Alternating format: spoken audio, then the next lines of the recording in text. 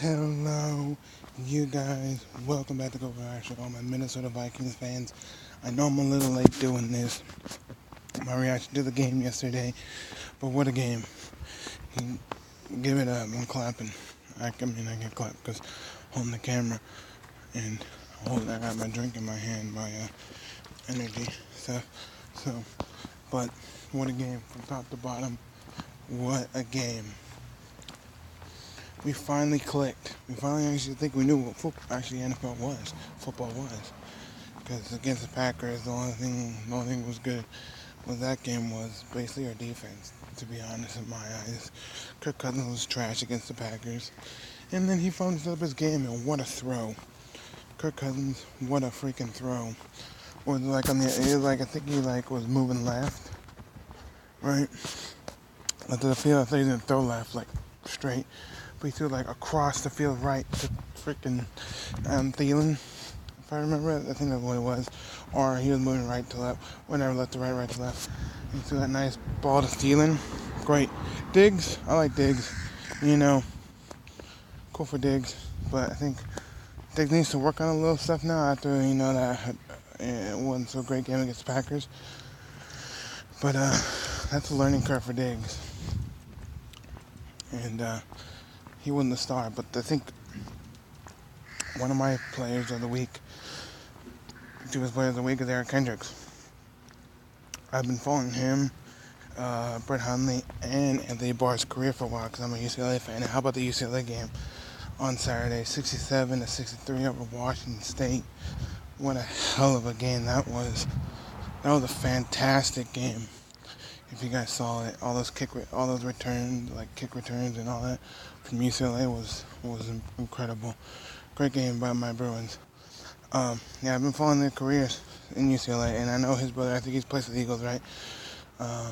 Miles Kendricks, something like that. Yeah, I think he plays for the Eagles still. I don't know.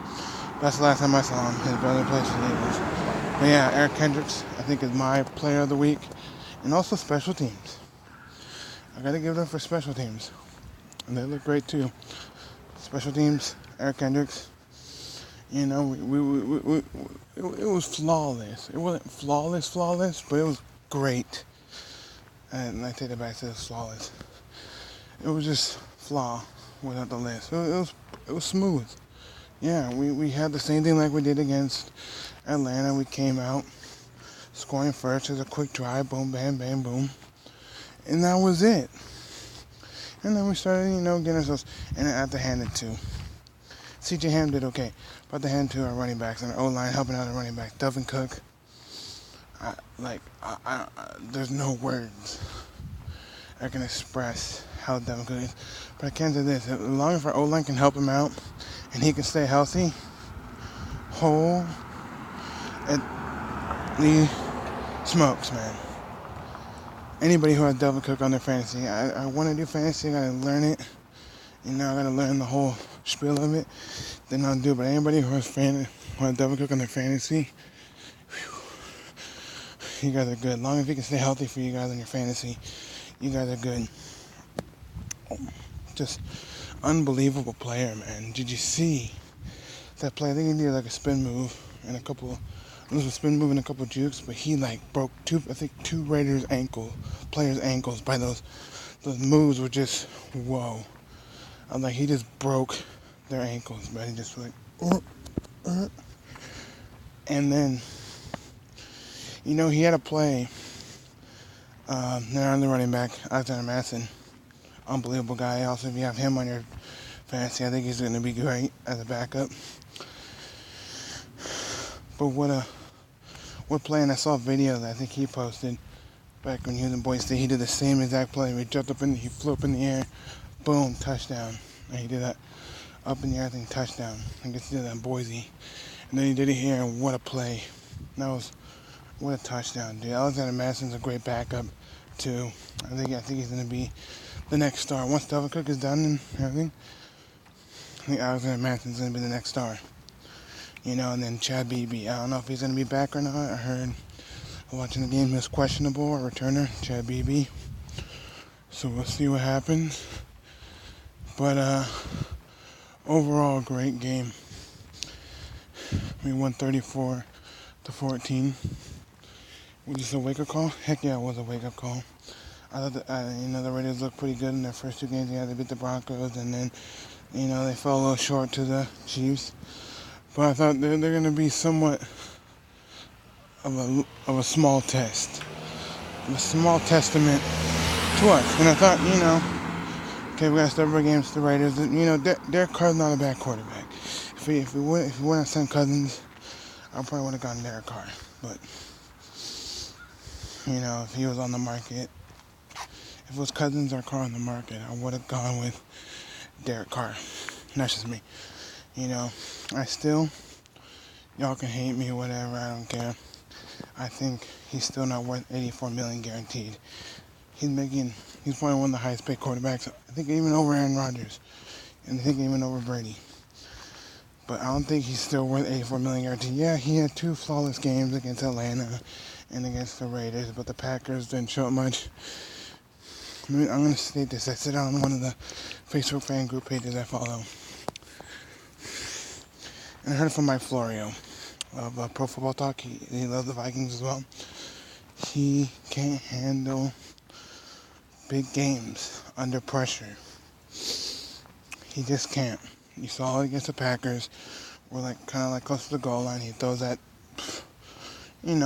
ball, corner end zone with double man coverage and gets picked off. Why do you do that? You can see that there's 2 men covering Diggs. Diggs trying to dip in the air against 2 guys, impossible. I mean, you must be like a freak if you can catch the ball with double man coverage on you. Just saying.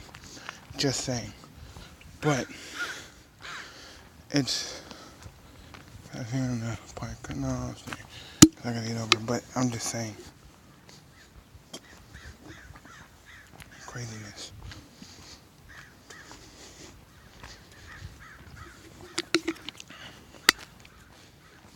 Morning.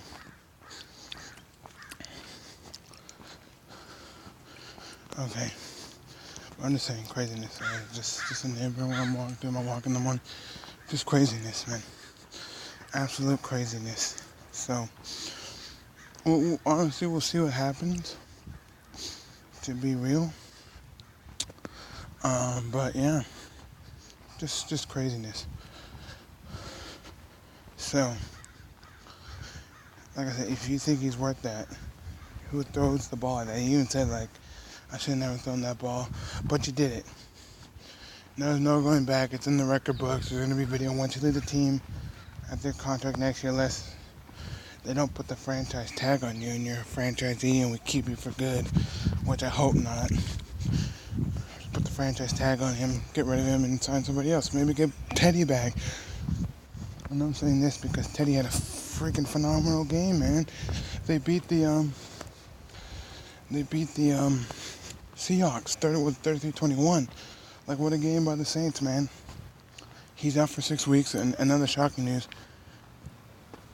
Saquon Barkley's out for a couple weeks. He's playing with his ankle. That's a big loss, but how about that win? Missed field goal by the Bucks.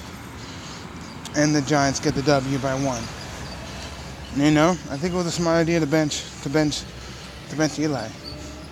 I feel like if Eli doesn't get any more playing time or doesn't come in the game and Flacco just blows it for Broncos, I think Flacco and Eli need to retire.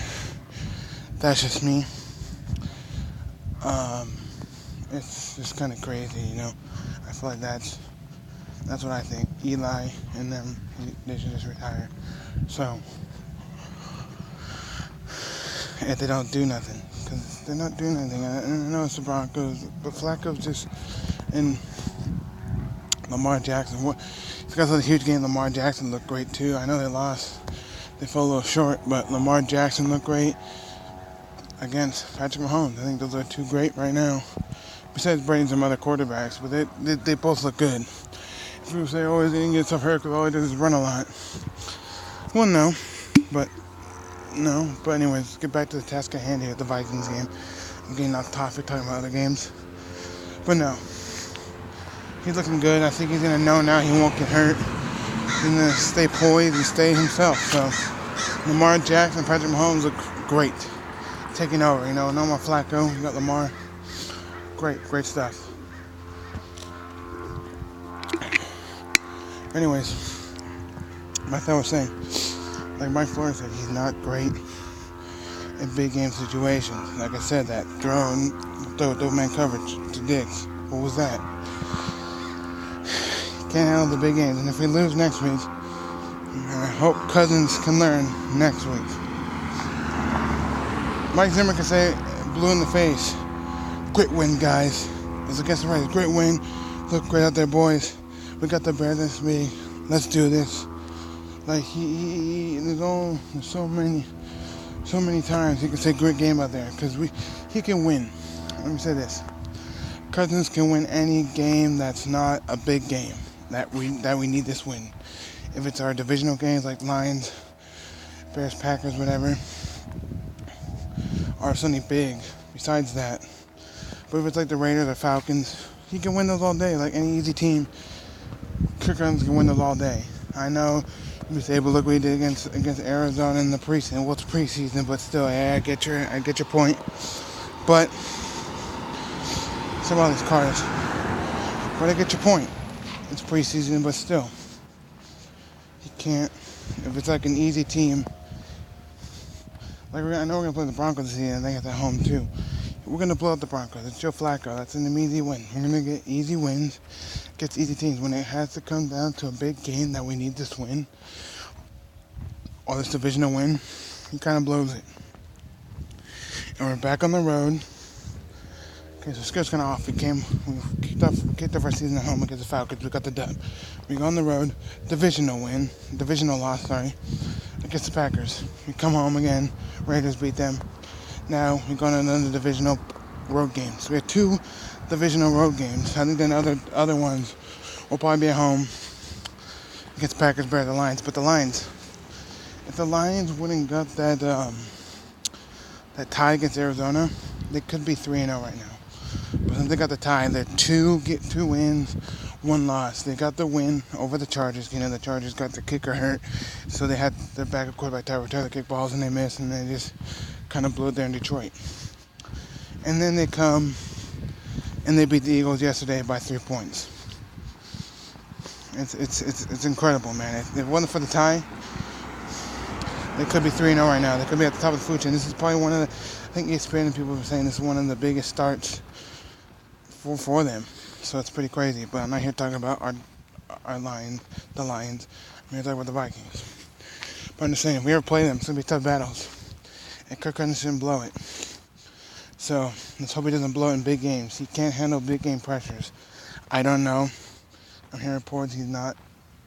And he finally scrambled. He finally ran the ball yesterday. He looked not flawless, but he looked pretty good. And to me, I don't think he's a scrambler at all. I think Cousins is not a scrambler, but he did a little bit of it. I think who was a good scrambler for a team? I thought Case Keenum for a team scrambled well. Throw the ball on the run. I wish we would have kept him. And I hope after next year, if Teddy Bridgewater is like, Breeze is back, I'm just going to be benched, then maybe. But I got to get over because I got to turn here somewhere. But, then maybe we can get him back. And if he wasn't never injured, I think it would have been a franchisee. Just saying.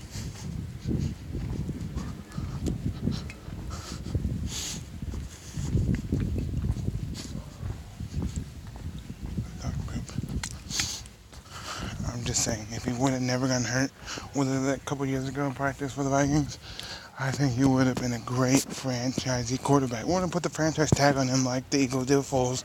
I thought Foles was great. They got rid of him, now Foles is hurt, but now they have Mansour. Yeah, he's pretty good too. And that porn sex he got going on. But anyways, if he's like, I'm tired of just being backup for the Saints, then maybe we can see him come back to the Vikings and be a stud, man. He looked studish against, I didn't see it, but I know they won. I'm assuming he had a great flawless game. But they won 33-21 over the Seahawks. And that was pretty big. So I'm just saying, he's looking flawed. So honestly, we'll see what happens. If we're gonna keep Cousins after the 3 years, make him a franchise year, put the franchise tag on this guy saying we're done with you, you're not the greatest. And then bring back Teddy or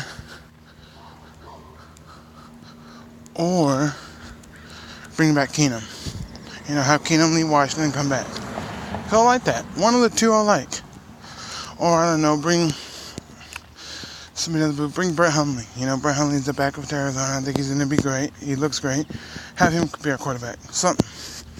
Because if we can get Hundley on our team, that'd be pretty cool to get the old UCLA connection of Brett Hundley and Anthony Barr and Eric Kendricks. That's pretty awesome. Anyway, thank you guys for watching. We got the win. Great win. Great redemption win. I hope we don't just blow it again against the Bears. Big game situations. I hope our defense is probably going to look great against the Bears. Against Khalil Mack and the Bears, they have a great defense as well. But let's hope Cousins doesn't blow in another big game situation come next Sunday. So we'll see what happens. I'll make predictions coming up here soon, maybe Wednesday or something. Stay tuned. I don't know when I'll do my predictions for the game, but I'll get there. So I'll catch you later, alright? Let's go Vikes. Like, subscribe, favorite. Drop a thumbs on the video if you like it. And I'll see you later, Vikes fans. Let's go. Let's beat the Bears. Let's get a first divisional win this season. Come on, baby. Let's go.